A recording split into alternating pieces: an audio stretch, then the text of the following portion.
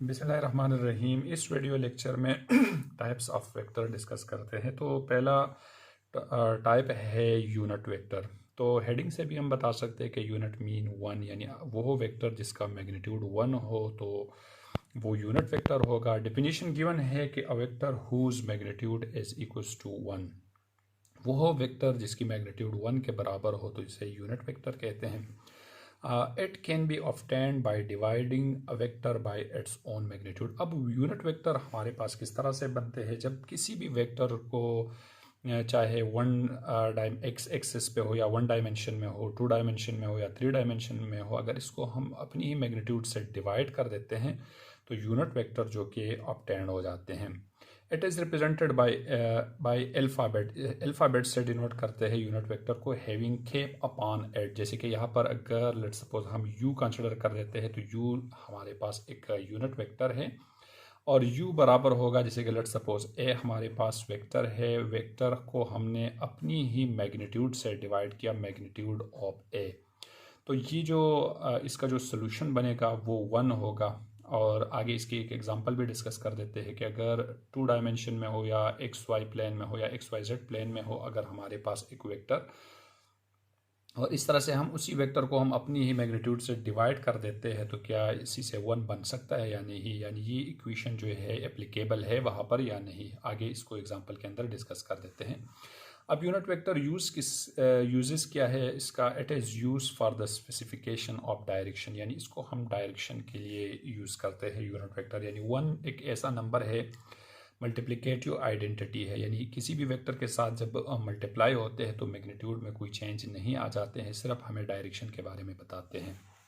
In a Cartesian coordinate system unit vector is represented by, अब X Y Z plane के अंदर जो कि यूनिट वेक्टर को हमने रिप्रेजेंट करना होगा तो आई यूनिट वेक्टर जो है ये अलोंग एक्स एक्सिस, हमने एक्स एक्सिस के ऊपर आई यूनिट वेक्टर लेना होगा। इस तरह से J unit vector along Y axis, हमने वाई एक्सिस पे जे यूनिट वेक्टर को कंसिडर करना होगा। और इस तरह से जो जेड है, Z unit vector along Z axis, यानी जी एक्सिस के ऊपर हमने इस तरह से जो जेड यूनिट वेक्टर है वो कंसिडर करना होगा। अब जैसे कि हमारे पास जो इक्वेशन बना के यूनिट वेक्टर जो है, यानी यूनिट वेक्टर का एक एग्जांपल यहाँ पर डिस्कस कर देते हैं कि लेट सपोज हमारे पास अगर यानी टू एक्सिस में या थ्री एक्सिस में एक वेक्टर है और हम इस पे ये वाला फार्मूला अप्लाई कर देते हैं कि unit vector magnitude vector divide by magnitude of vector, तो क्या इसी से वन आंसर बन सकता है या नहीं बन सकता? तो लेट सपोज इसके लिए एक वेक्टर कंसिडर कर देते हैं कि लेट सपोज हमारे पास एक वेक्टर है a इज इक्वल्स टू, ये बराबर है, जैसे कि अगर इसको हम लिख लेते हैं कि 4i plus 3j plus 0k, या अगर इसको हम ले लेते हैं कि 1i प्लस 1j और प्लस लेट सपोज 0k, यानी 1i प्लस 1j, कोई सा भी वेक्टर अगर हम इसको कंसिडर कर दे तो अब हमने इसी फार्मूले की मदद से सॉल्व करना है। तो सबसे पहले फार्मूले में है हमारे पास यानी ए वेक्टर तो ऑलरेडी हमने कंसिडर किया। अब इस तरह से ए का मैग्नीट्यूड लेना है, तो ए का मैग्नीट्यूड लेने के लिए हमारे पास यानी आई के आगे वन है तो वन का स्क्वायर प्लस इस तरह से जे के आगे वन है, one square plus 0 square under the root आ जाएगा। इस तरह से इसको सॉल्व करके हमारे पास बन जाएगा जैसे कि वन स्क्वायर वन, तो ये टू अंडर द रूट बन जाएगा, और 0 स्क्वायर 0 के इक्वल है, one plus one to under the root, यानी मैग्नीट्यूड जो है हमारे पास यानी बना यहाँ पर magnitude of A is equals to 2। अब वेक्टर भी हमारे पास गिवन है कि आई प्लस जे प्लस 0k, और मैग्नीट्यूड ऑफ वेक्टर भी हमारे पास गिवन है अंडर द रूट 2। अब अगर इन दो वैल्यूज़ को हम इस वाली इक्वेशन के अंदर लेट सपोज इस इक्वेशन ए के अंदर रिप्लेस कर देते हैं तो ये आ जाएगा हमारे पास u is equals to U unit vector जो कि ये आ जाएगा i प्लस जे और इस तरह से plus 0k divide by under the root 2। तो अब ये अंडर द रूट 2 आई के साथ भी डिवीजन में है, ये जे के साथ भी डिवीजन में है, इसको हम यू भी लिख सकते हैं कि 1 over under the root 2i plus 1 over under the root 2j, इसको हम यू भी लिख सकते हैं। अब हमें मालूम है कि यूनिट वेक्टर का मैग्नीट्यूड जो है कि ये 1 के इक्वल है, तो अब इस यूनिट वेक्टर का जो यानी ये रिजल्ट आया हमारा, इसका हमने अगेन मैग्नीट्यूड लेना होगा। तो मैग्नीट्यूड के लिए हमारे पास ये आ जाएगा जैसे कि 1 ओवर अंडर द रूट 2, इसके ऊपर स्क्वायर आ जाएगा, plus again 1 over under the root 2, इसके ऊपर स्क्वायर आ जाएगा, और इस तरह से अंडर द रूट आ जाएगा। अब इसको अगर हम सॉल्व कर देते हैं तो u is equals to 1 square 1 के इक्वल होगा और अंडर द रूट 2 जो है ये स्क्वायर रूट के साथ कैंसिल हो जाएगा 2 प्लस इस तरह से सेम यहाँ पर भी यही प्रोसेस। तो ये बन जाएगा जैसे कि अगर इसके हम एलसीएम ले लेते हैं तो 2 और 1 प्लस 1 2 अंडर द रूट आ जाएगा। तो इट्स मीन u जो है ये आ जाएगा हमारे पास 1 अंडर द रूट और 1 अंडर द रूट 1 के इक्वल है। तो इसी से हमें ये पता चला इस एग्जांपल से कि अगर किसी भी वेक्टर को जब हम अपनी ही मैग्नीट्यूड से जो कि डिवाइड कर देते हैं और फिर इसका अगर हम मैग्नीट्यूड ले लेते हैं तो वो हमेशा 1 के बराबर होगा। कोई सा भी वेक्टर अगर हम कंसिडर करेंगे तो यानी वेक्टर को जब हम अपनी मैग्नीट्यूड से डिवाइड करेंगे तो आंसर में हमें 1 मिलेगा, यानी यूनिट वेक्टर जो कि जब जो है इसका मैग्नीट्यूड जो कि 1 के इक्वल होते हैं। अब दूसरा जो टाइप है वो पोजीशन वेक्टर है। अब position vector a vector with the help of which we locate the position of a certain point with respect to origin. यानी लेट्स सपोज हमारे पास एक 2 डायमेंशन यानी या एक्स वाई प्लेन है, इस तरह से एक्स एक्सेस वाई एक्सेस। अब यहाँ पर हमारे पास एक पॉइंट है। अब इस पॉइंट को हमने एक ओरिजिन से लोकेट करना है तो इसके लिए हमने ओरिजिन से एक लाइन ड्रॉ करना होगा। अब ये जो वेक्टर बना लेट्स सपोज आर, तो आर जो है हमारे पास पोजीशन वेक्टर है और ये पोजीशन वेक्टर जो है हमें इस पॉइंट का लोकेशन बताते हैं एक्स वाई प्लेन के अंदर। तो इसको हम यूँ भी लिख सकते हैं कि एन 2 डायमेंशन यानी 2D के अंदर एन 2D एंड 2 डायमेंशन के अंदर ये जो पोजीशन वेक्टर को हमने जो लेना होगा कंसिडर करना होगा आर इज इक्वल्स टू ये एक्स आई प्लस वाई जे इसके बराबर होगा। यानी इस इक्वेशन से हम पोजीशन वेक्टर को 2 डायमेंशन में कैलकुलेट करते हैं। अब 3 डायमेंशन के अंदर यानी 3D के अंदर एंड 3 डायमेंशन अब 3 डायमेंशन के अंदर जो पोजीशन वेक्टर का हमने इक्वेशन लिखना होगा आर इज इक्वल्स टू ये बराबर होगा एक्स आई प्लस वाई जे प्लस जेड के। तो ये बन गया हमारे पास 3 डायमेंशन में पोजीशन वेक्टर का इक्वेशन। यानी पोजीशन वेक्टर जो है सिंपल वो वेक्टर जिसकी मदद से हम किसी भी वेक्टर की किसी भी पॉइंट की लोकेशन मालूम कर सकते हैं, तो वो है हमारे पास पोजीशन वेक्टर। अब नेक्स्ट जो है फ्री वेक्टर। तो फ्री वेक्टर की डिफिनीशन है कि a vector which is displace parallel to itself and apply at any point. यानी वो वेक्टर जो कि पैरेलल होते हैं यानी एक दूसरे को यानी जो पैरेलल होते हैं और हम इसको किसी भी पॉइंट पे अप्लाई कर सकते हैं, तो इसको जो कि पोजीशन यानी जो कि इसको फ्री वेक्टर कहते हैं। अब फ्री वेक्टर को समझने के लिए हमने जो कि एक दूसरा वेक्टर कंसिडर करना होगा लोकलाइज्ड वेक्टर, जैसे कि लोकलाइज्ड वेक्टर। अब जो लोकलाइज्ड वेक्टर है, अब इसकी कॉन्सेप्ट ये है। अब फ्री वेक्टर को समझने के लिए हमने इस वेक्टर को भी स्टडी करना होगा लोकलाइज्ड वेक्टर को। कि लेट्स सपोज हमारे पास एक सरफेस है। अब इस सरफेस के ऊपर हमने एक ब्लॉक रखा है या मिसाल के तौर पर एक टेबल है इस सरफेस के ऊपर। अब यहाँ पर जैसे कि अगर इस ब्लॉक के ऊपर हम इस तरह से पैरेलल एक फोर्स अप्लाई कर देते हैं, लेट्स सपोज हमारे पास ये एक फोर्स है एफ, हमने इस ब्लॉक के ऊपर अप्लाई किया और ये जो फोर्स है ये लाइन ऑफ एक्शन है इस फोर्स का।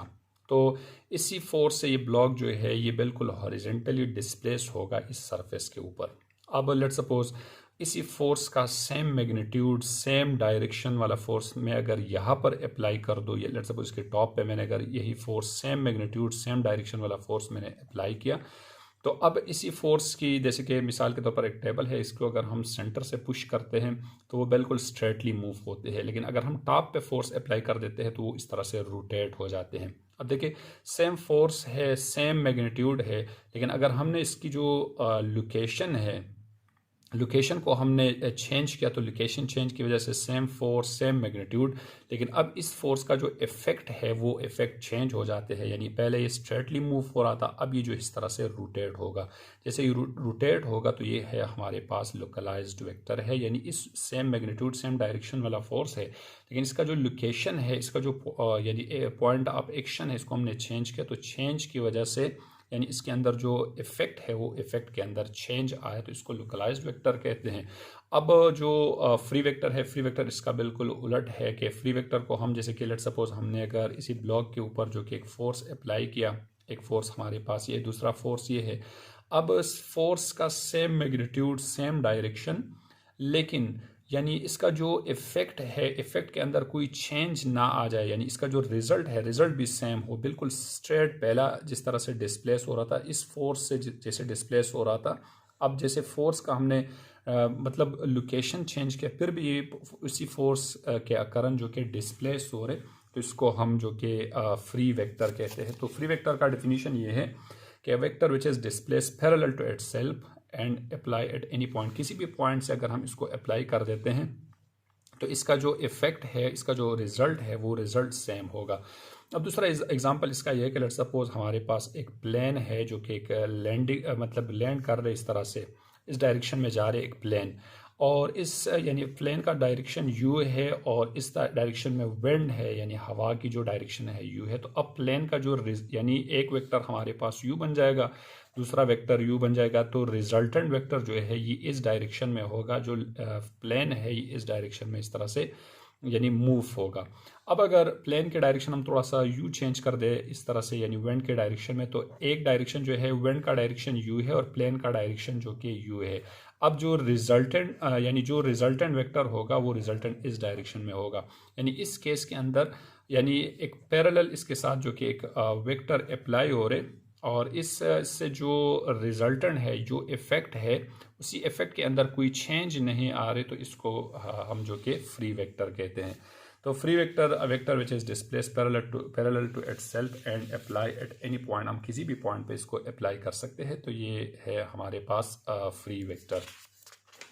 अब आ जाते हैं अदर यूनिट्स के ऊपर। तो इसमें है नल वेक्टर। तो नल वेक्टर का डेफिनेशन है कि it has a zero magnitude and indeterminate direction, या vector whose magnitude is equals to zero and arbitrary in all arbitrary in any direction, यानी आर्बिट्ररी इन डायरेक्शन, डायरेक्शन में arbitrary हो किसी भी यानी कई भी हो सकता है इसका डायरेक्शन, लेकिन इसका मैग्नीट्यूड जीरो हो। अब इसके लिए कुछ एग्जांपल कंसिडर कर देते हैं कि लेट सपोज एक बॉल को अगर हम ऊपर की तरफ फेंक देते हैं तो टॉप पॉइंट पे इस बॉल की जो वेलोसिटी है वो ज़ीरो हो जाती है।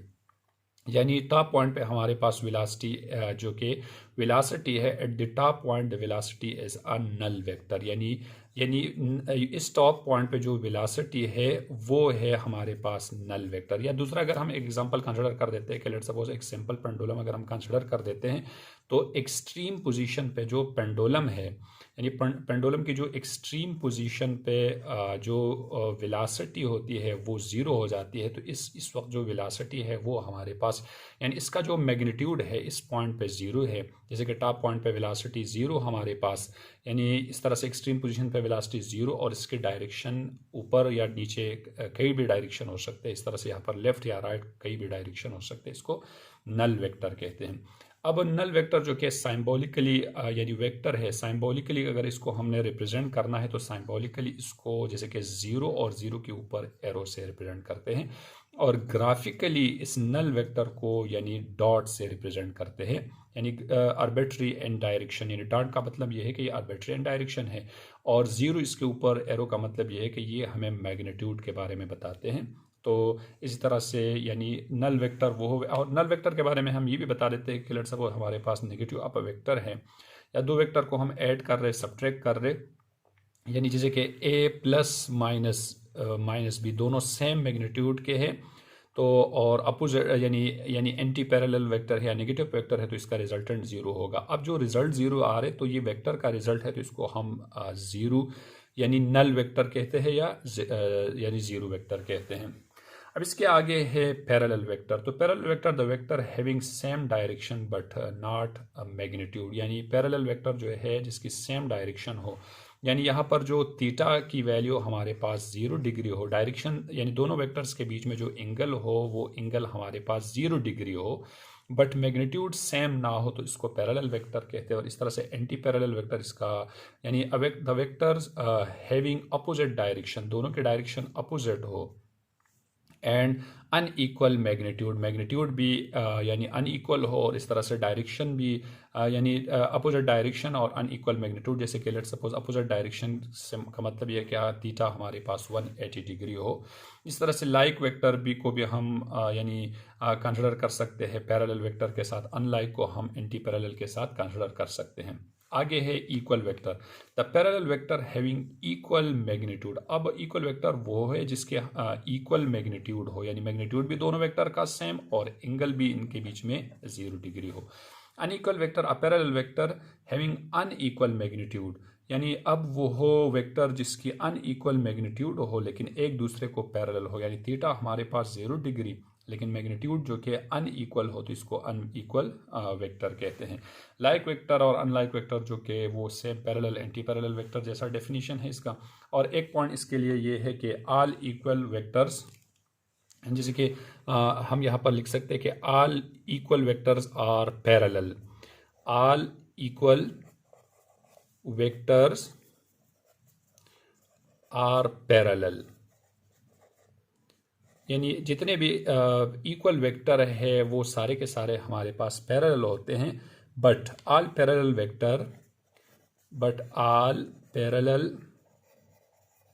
Vectors are not equal. दोनों के बीच में बस इतना डिफरेंस है कि ऑल इक्वल वेक्टर चूंकि पैरेलल होते हैं लेकिन all parallel vector are not equal. तो इट्स मीन के इक्वल वेक्टर्स जो कि इसके बीच में एंगल लाजमी 0 डिग्री होगा, बट पैरेलल वेक्टर जो है ये इक्वल नहीं होगा क्योंकि इसके मैग्नीट्यूड जो है हमारे पास सेम नहीं होते हैं, तो इसी वजह से इसको हम इक्वल वेक्टर नहीं कह सकते हैं। अब इसके आगे है को initial vector, the vector having common initial point. जैसे कि लेट्स सपोज हमारे पास वेक्टर्स है, यानी एक वेक्टर ये है, इस तरह से दूसरा वेक्टर ये है और तीसरा वेक्टर हमारे पास ये है, लेकिन कॉमन इनिशियल पॉइंट हो इसको तो इसको यानी को इनिशियल वेक्टर कहते हैं। तो इस तरह से इन वेक्टर्स की जो यानी डायरेक्शन है हमारे पास, यानी डायरेक्शन जो भी हो लेकिन इसका जो इनिशियल पॉइंट हो वो कॉमन हो तो इसको को इनिशियल वेक्टर कहते हैं। यानी अब ये है हमारे पास को इनिशियल वेक्टर। इस तरह से collinear vectors like unlike equal opposite vector में भी ग्रुप, यानी ये ग्रुप फॉर्म में होते हैं तो इसको को लीनियर वेक्टर्स कहते हैं। Coplanar vector, the vectors lying in the same plane, जैसे कि हमारे पास या तो एक जैसे कि कोऑर्डिनेट सिस्टम के अंदर जैसे कि सारे वेक्टर पॉजिटिव एक्स वाई में हो या वाई इस तरह से माइनस एक्स या इस तरह से माइनस वाई, यानी सेम प्लेन के अंदर मौजूद हो तो इसको कोप्लेनर वेक्टर कहते हैं। और रिजल्टेंट वेक्टर जैसे कि हमारे पास यानी दो वेक्टर्स के या दो से ज़्यादा वेक्टर्स के जो ऑपरेशन से जो हमारे पास वेक्टर्स बन जाते हैं इसको रिजल्टेंट वेक्टर कहते हैं। इसके अलावा अगर हम कुछ और जो है इसके अंदर और वेक्टर कंसिडर कर देते हैं इसके अंदर, जैसे कि एक्सियल वेक्टर जो है, तो एक्सियल वेक्टर वो वेक्टर, इसकी डेफिनेशन सिंपल हम इस तरह से कर देते हैं कि the vector which act along the axis of rotation, the vectors which act along axis of rotation, तो इसको एक्सियल वेक्टर कहते हैं। जैसे कि फॉर एग्जांपल हमारे पास जैसे कि इसकी अगर हम एग्जांपल ले लें तो एंगुलर वेलासिटी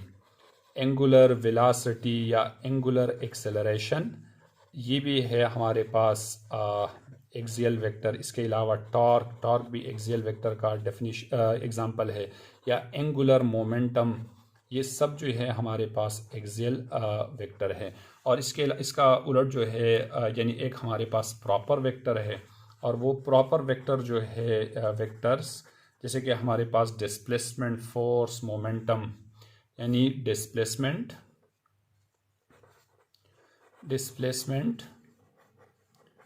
फोर्स, मोमेंटम, ये सब जो है हमारे पास प्रॉपर वेक्टर है।